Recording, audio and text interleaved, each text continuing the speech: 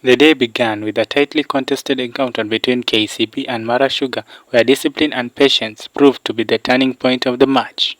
Both KCB and Mara Sugar struggled to break each other in the opening stages of the match, with both of them failing to take their chances to break the deadlock. Kifanya kadruzi wake akimzidi maarifa, kutoza mpira sana katika idara ya kati, anakwenda Timothy Ndayala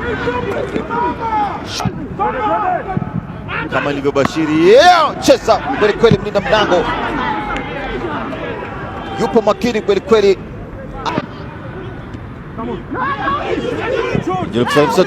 Jaribu kuunganisha moja kwa moja, pasi na mafanikio, shuti linakwenda ndivyo sivyo, taka kuunganisha kwenye eneo sahihi kabisa ya kati ili walao kuepuka madhara. Moja kwa moja, cheza pale, mlinda mlango wajibika pakubwa kweli kweli, wameanza kuvamia kadruzi wao.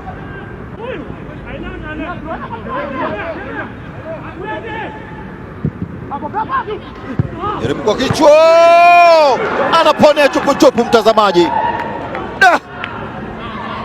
kwenda hewani vizuri kabisa, lakini kwa kiko na gonga. Hebu tazama ulivyotengwa kikamilifu kadruzi wake na mchezaji Makati Ronald. Aliutenga vizuri kabisa, lakini akajibu kwa kichwa upande wa pili. The breakthrough to the deadlock came in the 72nd after a strike from KCB midfielder Roland Makati, following a goalkeeping error giving KCB the lead. Kama kilichotokea, alivyoutenga vizuri kabisa, na ni kwa mara ya pili vile vile, basi mlinda mlango pale ametapa na hata mlinzi akakosa kuwa makini. Wote kwa hakika wanasonga pasi na mahesabu.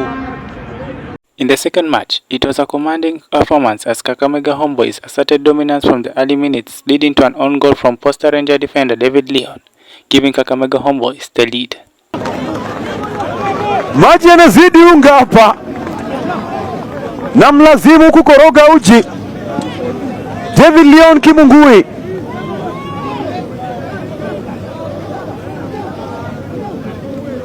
ambao anaofungia Kakamega Homeboys goli baada ya cross nzuri kabisa ndani ya 18.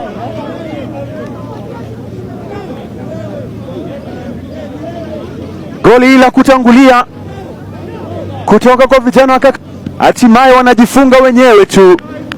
Alitaka kutuliza, lakini ndio unaambiwa ajali kazini. Cross yake Potiphar Odhiambo alienda juu akaikosa, ikaishia gotini mwake David Leon Kimungui ambaye anaishia kujaza langoni. Kakamega Homeboys' persistence paid off after Roger Stouma scored a header from a set piece to give the visitors a 2-0 lead, securing 3 points. Wanapata goli lao la pili Kakamega Homeboys.